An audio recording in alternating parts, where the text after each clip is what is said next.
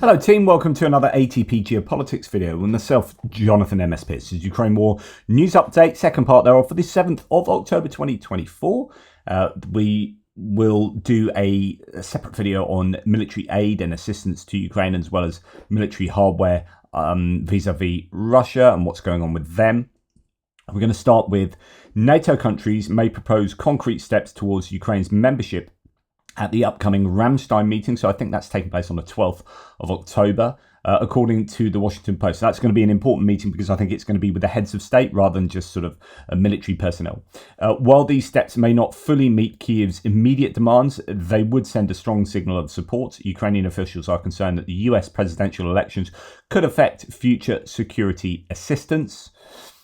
Moving on to Denmark.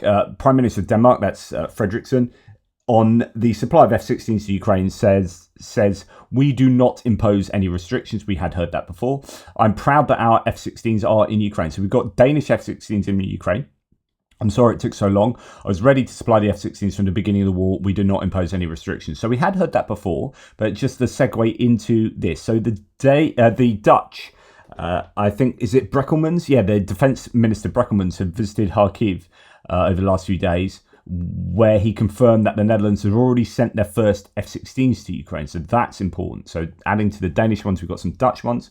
Dutch have also allocated 400 million euros to Ukraine to develop drones together with Ukraine. Again, what I always talk to you about is this idea of a positive sum game. So this is not just charity for Ukraine. We're going to give you this money, but the key here is to develop drones together. So this is our opportunity to improve our own drone manufacturing, to make us competitive around the world in terms of drones with the requisite capabilities, in one would assume warfare here, but maybe leaking over into commercial usage. And so that money is to strengthen essentially the Dutch security itself, the armed forces and their equipment. This was announced by Breckelmans during his visit to Kharkiv. Half of them will be produced in the Netherlands itself. So again, that is investing in your own economy, stimulating your own economy. Also, it's this about the F-16. So Breckelmans announced the first Dutch F-16s have been officially delivered to Ukraine. So they've got now maybe, I don't know how many, I think 6 was what was first delivered by the Danish, maybe a few more after that, and then some Dutch ones. There was talk about them getting maybe 10 by the end of the year. I don't know whether they've got a few more of that than that now. That would be very useful. During his visit to Kharkiv, he witnessed the damage caused by Russian airstrikes and frequent air raid sirens. The remaining 24 aircraft will be delivered in the coming months, he added.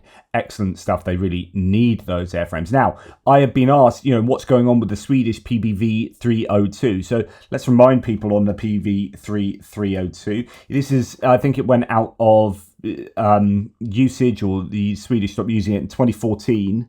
I think I'm correct. Yes, there you go. Swedish Army, 1966. Wow, it's so sad that I know something like that. Anyway, it's a Panzerbandvan 302, PVV 302, roughly meaning Armoured Track Carrier Vehicle 302. So it's basically, I guess, M113 sort of APC, a bit, I guess same kind of time frame as that. This is from 1966 to 2014.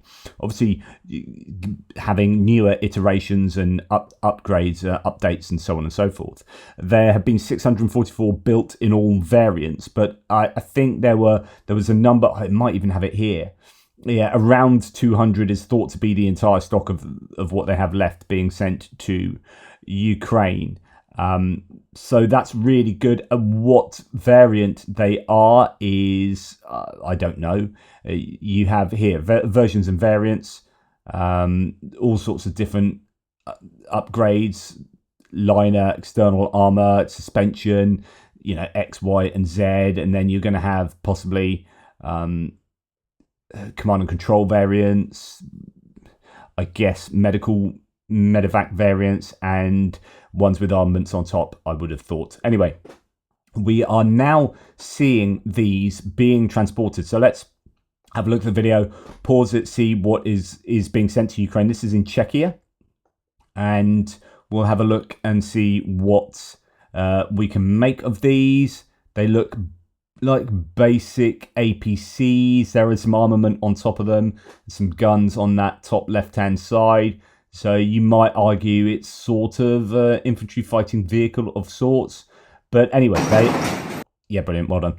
They are being sent to Ukraine via Czechia. So that's excellent news there. For the Ukrainians to receive, I don't know how many they'll get, but assuming they'll get something like 200 of them, wow, that's 200 half decent APCs. Yeah, they're a little bit old, but then when you look at what they're fighting against in terms of old MTLBs and BMP ones and twos, then these are all right. They will offer something for the Ukrainians. They need obviously as much kit as they can get. You don't want to be advocating giving the Ukrainians any old rubbish. They want to be eking out every single advantage they can get. And one of the asymmetries they can have is, right, you've got mass, we can have precision. You've got mass, we can have better equipment in terms of better armor, better armaments, better target acquisition, whatever, so on and so forth. So hopefully there'll be some kind of advantage of having these. Hopefully they've been refurbished up to a decent enough standard. I don't know. Or they're just like, we need this. We need these basic old bits of kit no matter what. But 2014, some of these would have been used in. So that's relatively recently. Okay. Going back to the idea of positive sum gain, so win-win situation. Here is a great example. So the UK is helping out Ukraine. Part of why we continue to help Ukraine is we get quite an industrial kickback off that. No such thing as a free lunch. And you know that I've been quite cynical about this, but I say, punching through the cynicism, there is a strong moral component as well. And it's really great when morality, and under morality, I'd say politics is a subset of morality, what you should do on in this case, an international geopolitical scale, what you should do. And then in terms of politics and morality and what you do because actually you're going to make money off the back of it. Those two things are aligned at the moment. So I would once have been quite detrimental about the military industrial complex. Now I understand it's a very important insurance policy for national security. But also I was talking to my partner's father this morning. I bet he was telling me that something in the news about, UK stopping sending arms to Israel. And I said, it's a really difficult position, a really difficult conversation to get any clear answer. And arguably, there is no right or wrong answer. Quite often we seek moral clarity. Like we live in this black and white world where we think, well, it's clearly either a right thing to do or a wrong thing to do. Where actually it depends what your point of view is and what your metrics are. So when you're talking about military industrial complex, primarily it's an industry and it's about making money. Now, when the things that you produce are things that cause death to others, then it gets a little bit more complicated than just making fluffy bunny teddy bears, right? So now we have to think, okay, so who are we providing these for? And is it all right to sell these just to anyone? What happens when we sell them to, I don't know, Saudi Arabia, and Saudi Arabia uses them to indiscriminately kill Yemenis or whatever? So, right, now we've got some issues. What happens when we sell Israel a bunch of stuff and then they use these in a way that maybe is morally problematic for us? Okay, so our government has decided, right, we're not going to sell these things to Israel. And that is the really difficult situation, because when you look at what Israel does as a nation, you're then having to make a moral calculation on that. And I don't want to get into long ways of morality here, but if you're using some kind of consequentialist ethics, which is like, okay, the consequences of this action is what we derive the moral value from, is from which we derive the moral value, then you have all these different ways of measuring outcome.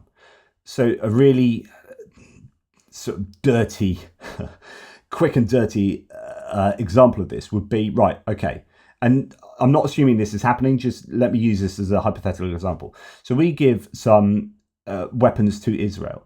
Israel then uses them to try and kill Hamas people, but they also kill like tens of thousands of civilians. Say, don't argue whether this has actually happened or not. This is a hypothetical. So say they do that, and we're like, well, you can't kill all those civilians in trying to kill those terrorists. Yeah, we agree that terrorists are bad people, but that's not the way to go about doing it and using our weapons to do that. So you might say we've looked at that moral calculation and we said the outcome of us selling you these weapons, the moral outcome is not good enough to warrant us giving you those weapons. So we're no longer give you these weapons. But you can see that on a prima facie level. But then the Israelis might, for example, again, this is all just completely hypothetical. The Israelis might come back and say, hang on, we've now killed these Hamas people who would have killed it going forward and had an organization that would have killed, I don't know, 30,000 people going forward, but on a 30-year scale. So actually, although we've killed like 20,000 civilians, we stopped 30,000 civilians being killed going forward. So actually, you are justified morally in giving us those weapons. And then the British could say back to them, well, yeah, but by killing those Hamas people with our weapons, you've now all of their families and all of the families of those 20,000 civilians that you've killed have now become Hamas operatives, and now you've made the situation worse, and you've done that using our weapons. And so the point is that how you calculate moral value when you've got all these, specifically if you're talking about the future that you don't know, and so you're like, well, this could happen if you know, there's a lot of speculation, and you're trying to plug this into your moral calculation. You say, right, it's bad for us to do this anyway, and then you're also playing with your electorate back at home. So the Labour government are going to be saying, right, we've got quite a few Muslim voters up here, we've also got Jewish voters here, and how does that play into whether we sanction selling our weapons to Israel? It's just massively complicated. I'm not saying there's a right or wrong answer here at all. I'm just saying it's a bloody headache, and I don't know if I could easily give you a right or wrong answer. It's just, yeah. So rewinding, when we are talking about helping out Ukraine, like I always say, there is also going to be an element of what's in our strategic interests. And the same with Israel, where, you know, there'll be strategic interests and political interests from a party political point of view, say in the UK or any country, like the Democrats and Republicans in the US will be wrangling with ideas of supporting Israel. Well, actually, we've got part of our electorate who won't agree with that. So, you know, there are domestic political considerations, but then there are geopolitical considerations outside of the country. So with the UK and the US providing weapons to Israel, it's also about agreements, the pre-existing agreements with Israel that kind of transcend what we decide is good or right or wrong in this particular localized scenario. We've actually got long-term agreement, or particularly the US. But it's also a case of trying to work out what's better for the regional stability, or what's for the regional hegemony, or for our hegemony, our supreme power as it manifests itself in that region. And us selling weapons to you might play into, you know, we can calculate this from a moral point of view in terms of death of civilians and death and Hamas and whatever, like I've just explained here. But actually, how does it play with our desire to keep power in the whole of the region? And actually, our arms industries are potentially a form of exerting power or maintaining power or changing power in certain regions. And we can do that through economic sanctions, we can do that through political diplomacy, or we can do that through selling weapons, and et cetera, et cetera. So there's so much to consider here, and I think I in the past was very much victim of being too simplistic in my understanding of the arms industry and the role it plays. And it's just, as ever, life is just way more complicated than a simple prima facie appraisal. Now, goodness me, that's a real digression. Well, it's not a digression. It is a dive into some of the weeds of what's going on here. So Ukraine is to purchase up to $3.5 billion pounds. So that's about 4 point something billion dollars worth of British weapons. The Ministry of Defence has confirmed that contracts with Sheffield Forgemasters for artillery gun barrel forgings have also been finalised. So part of that will be our Sheffield is famous for its steel industry, and our forges are going to be working on artillery gun barrels. that's something that Ukraine are going to be desperate for, right? Russia has been able to go into their deep stockpiles and cut barrels off old bits of kit and whack them on, as a form of maintenance to stuff that they're using on the front lines. What is Ukraine able to do? It has its own stockpiles, but not nearly as great. It will have need of countries supporting them very much in provision of barrels. Now, the UK is doing, $4 billion plus worth of trade here, essentially, with Ukraine. So this is great for the British industry. Our support of Ukraine from a moral point of view also aligns with an economic support of Ukraine. There will be jobs here. There'll be people making profits. And Ukraine will also get very much needed equipment to fight its war to protect Europe from Russia. So there's a strategic geopolitical intention or objective achieved in doing this, and it all comes together in this kind of in what you're reading there. So yeah, that is the UK definitely benefiting from supporting Ukraine there, and that's kind of one of the arguments that we've seen too little of with regard to the US and convincing those in the US. This is why, visiting Pennsylvania, Zelensky going to the Army ammunition plant in Scranton, Pennsylvania, was an element of that. So this is why it is. This is another reason it is important for the US to continue supporting Ukraine. There's an economic element to that. Right. Okay. So an OSINTER here says his website's been updated with a SAMP-T being delivered. So from Italy, that SAMP-T's finally got there. Another Patriot battery, or that one from Romania, has now got to Ukraine, and also 10 CB-90s, a combat boat. 10 of those have been delivered. I think there were 22 going on the way to Ukraine from Sweden. There have been 60 Caesar 6x6s pledged. Belgium is now part of the French artillery coalition by financing 3 of the 60 Caesars.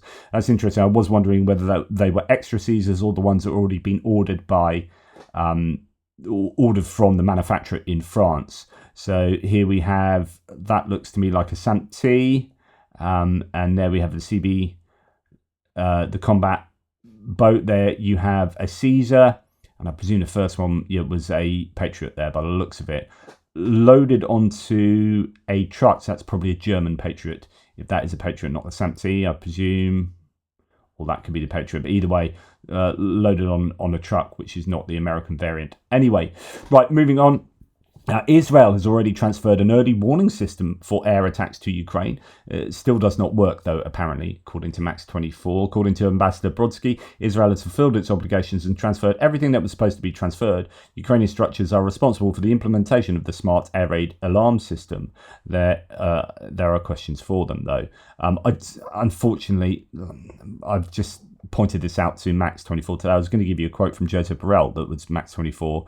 I know I keep using him as a source. It's a useful overview of a number of things that happen, but he never sources his claims, and so I can't go and check them, and that really pees me off because I want to look into this and I want to know how accurate. And not all the time, like this morning, I couldn't find the actual quote from Joseph Borrell, and you're like, that's not a quote from him, but you said it's a quote. I can't find that anywhere. No searches bring that up, and it's certainly nothing that he's recently said in the last week. So you need to source your claims here. Anyway, I should then probably not use him, but there's still utility at times.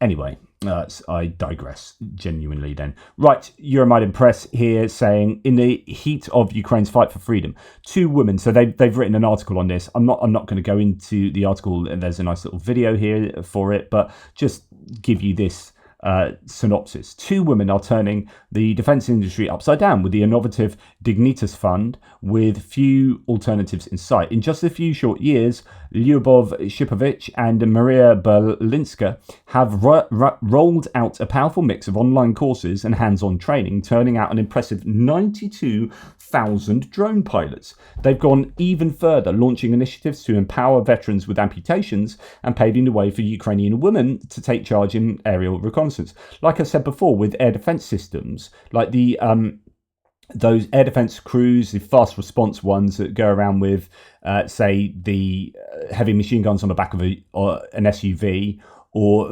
relatively simple bit of kit, you can train broadly most people up to be able to do that, whether you're a man or woman, whether you are old or young, actually, especially if you just like most of your job is driving the SUV around, right? Like you are the military person driving the SUV around to find a Shaheed to blow out the sky, right? And so here you've got an example like becoming a drone pilot. Okay, it probably helps if you are younger and more alert and used to using tech and playing on your PlayStation 5 loads, right? Okay, you're going to have some skills with the VR headset and blah blah blah. But essentially, you know, if you are paraplegic, you know, if you're an amputee, this is something that you could do. So there's utility for people who have been injured from the war to still be able to contribute really valuably to the armed forces of Ukraine, and drone pilots here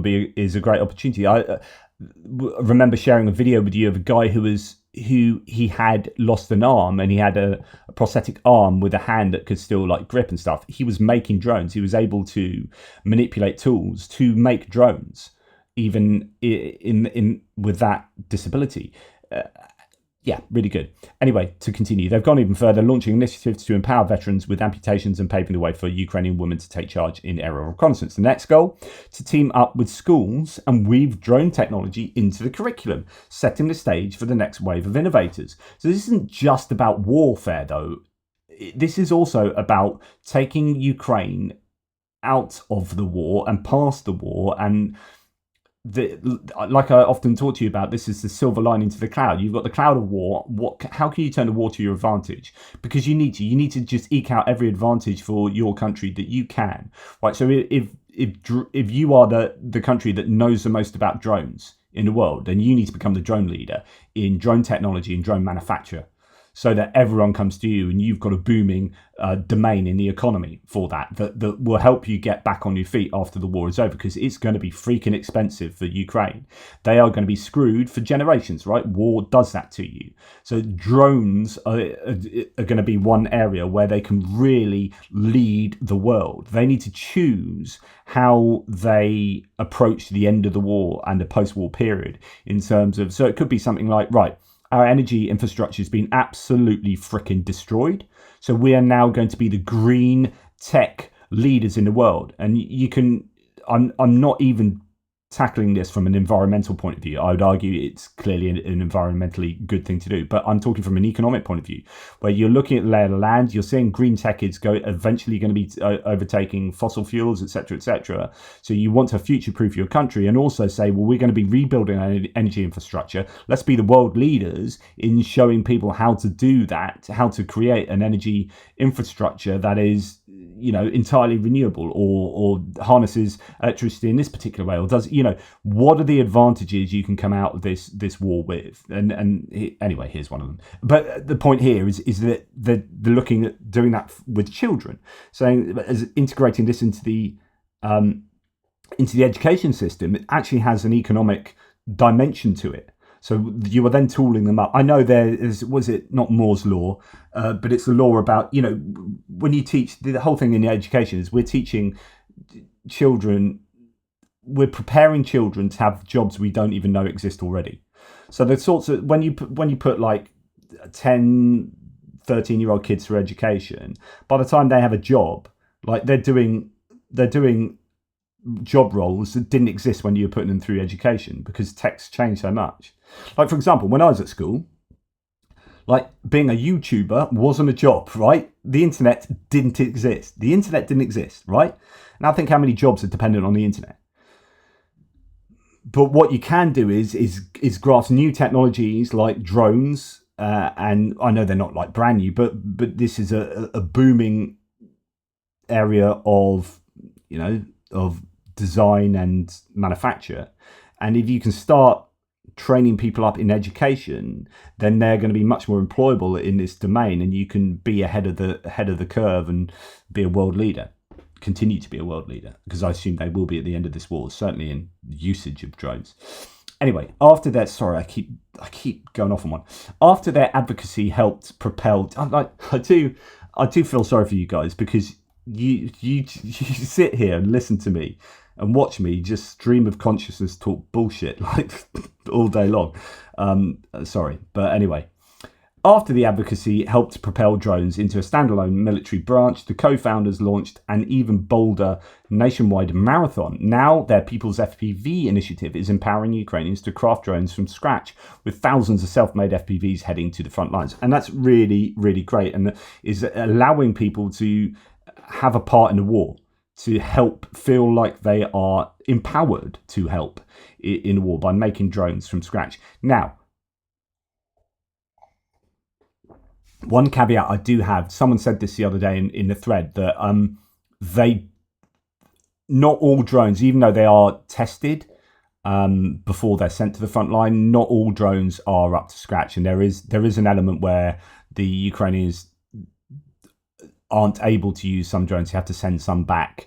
But I guess when you're making 4 million a year, or whatever it is they're hoping to this year, then do you know what you take that? You'll take a 1% dud rate or something like that. I don't know what it would be, but yeah, you take that because you're getting that many. Right. Okay. Here we have an improved AFU, so Ukrainian Armed Forces, Abrams, so the American tank, standard anti-drone folding shield, and installation of Contact 1, that's the ERA, so explosive reactive armor. Just to remind people, when you have these bricks on the front, I'll talk to you talk about that in a second, on areas uncovered by the ARATs, by the armor they have, including the roof and gunner sight and ECM. Also on the footage is another variant of the Metinvest's upper projection protection. Okay, who knows what most of that was about. So the ERA are these bricks. So just to remind people, I know most of you know this now, but those bricks are explosive reactive armor, and that works when you have a projectile that hits the armor. Normally, if the ERA wasn't there, it would hit the armor, penetrate the armor, and then explode inside or whatever, or certainly make a hole in the armor.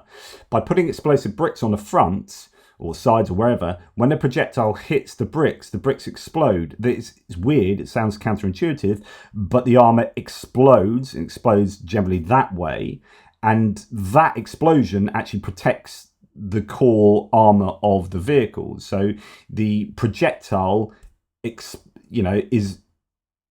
either forced away or forced to explode with this explosion on the ERA, and that protects the tank. So these Abrams have got added ERA in areas where they may be a little bit weaker, and they've got other things that the Ukrainians have done to improve them. So interesting there.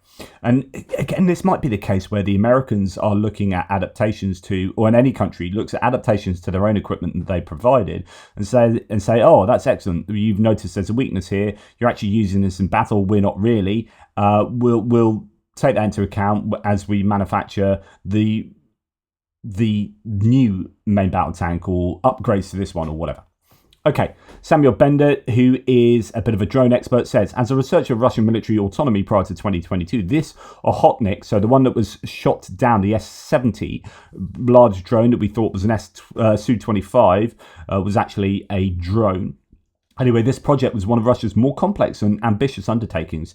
This loss, so the loss of the S-70, is significant considering massive resources poured into this development to stay aloft of similar projects in the US and China. So where the US and China are doing a pretty good job of, one presumes, researching, developing these kind of drone technology, the Russians are spending an awful lot of money doing that. And then to have to shoot one of theirs down because it went AWOL is expensive and not ideal, a little bit embarrassing. Last year, Russia flight tested and upgraded Altius combat long-range UAV. Like Ochotnik, very few Altius drones exist. There are supposedly several more Ochotnik UAVs in construction now. I'm just seeing if there's anything else.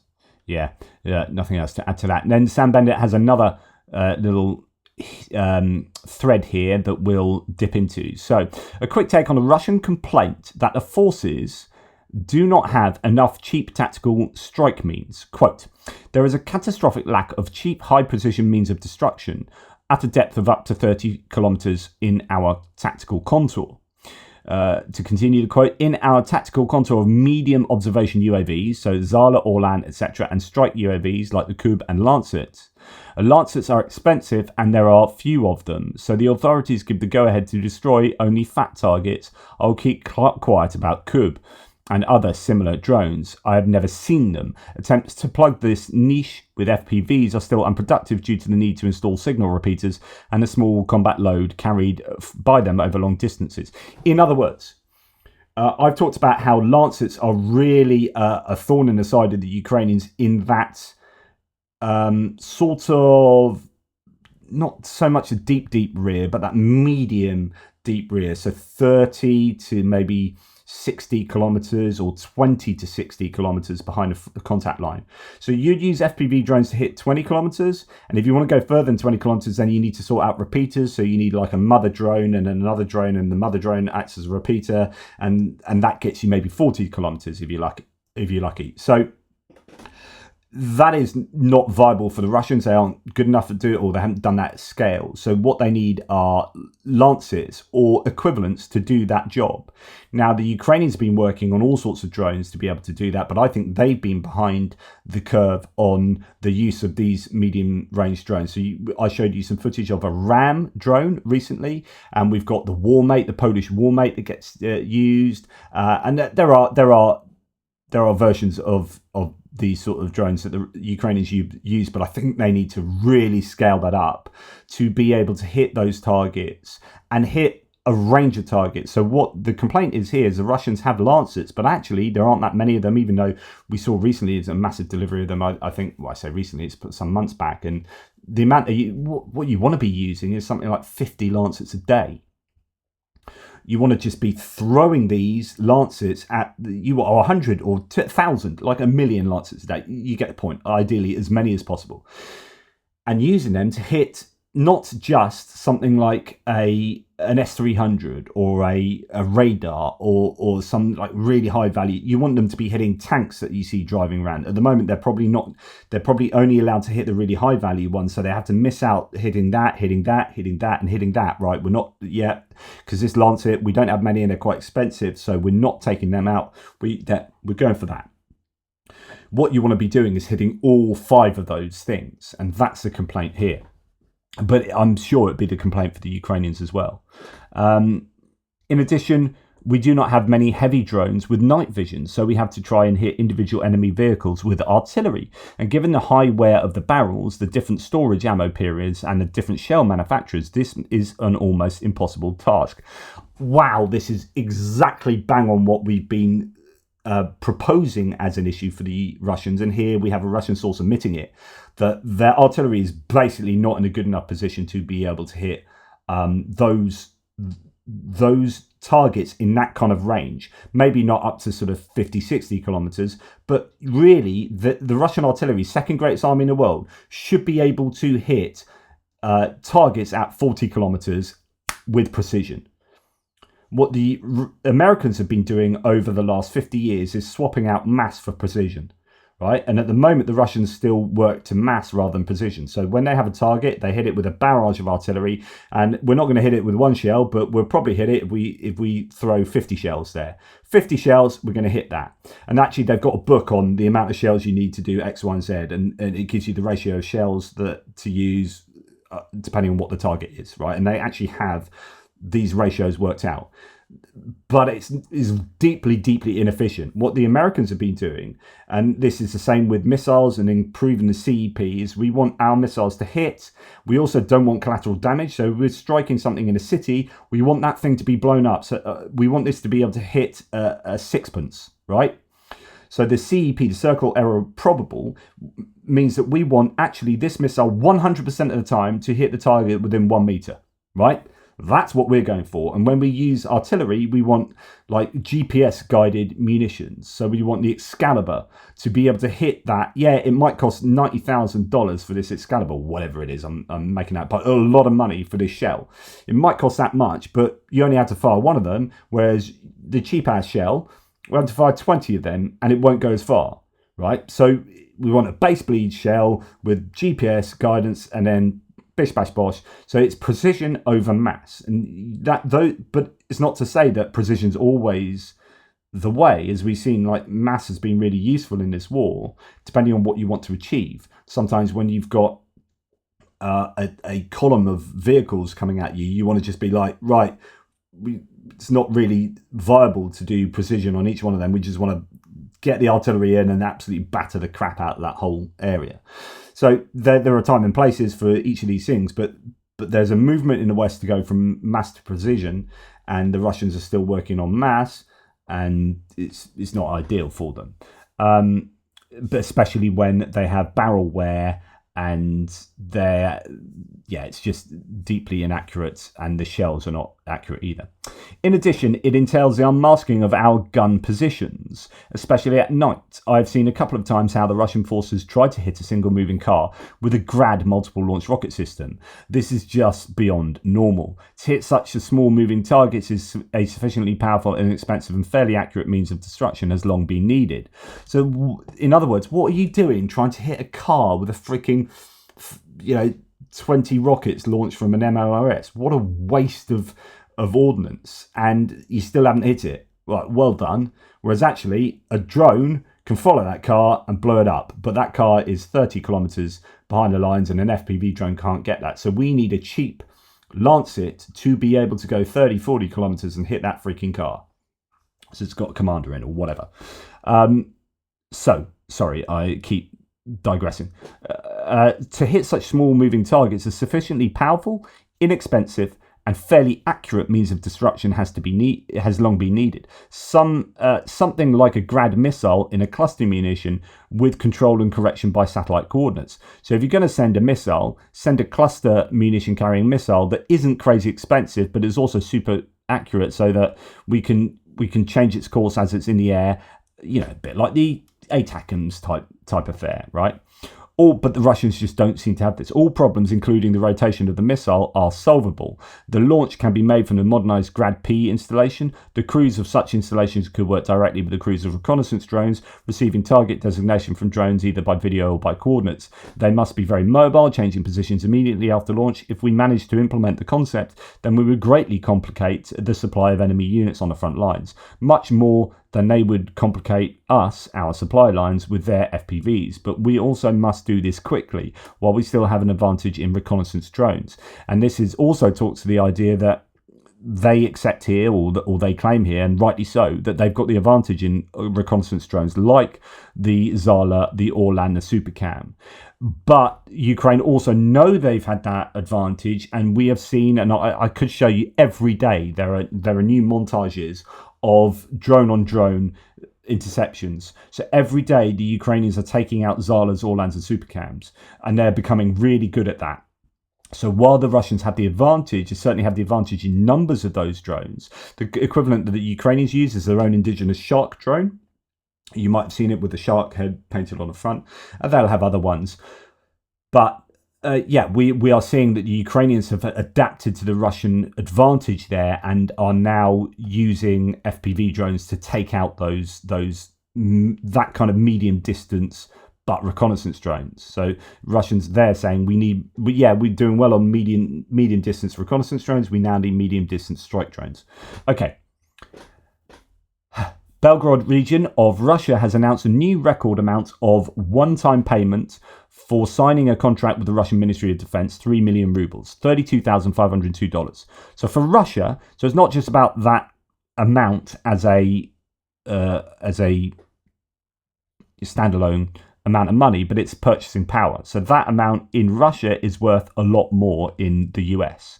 I don't know what you would multiply that by, but $32,000 in Russia, if you're in Buryatia or even in Belgorod, that's going to afford you an awful lot more than $32,000 in the US. And that is a one-time payment for signing a contract. That isn't your annual salary.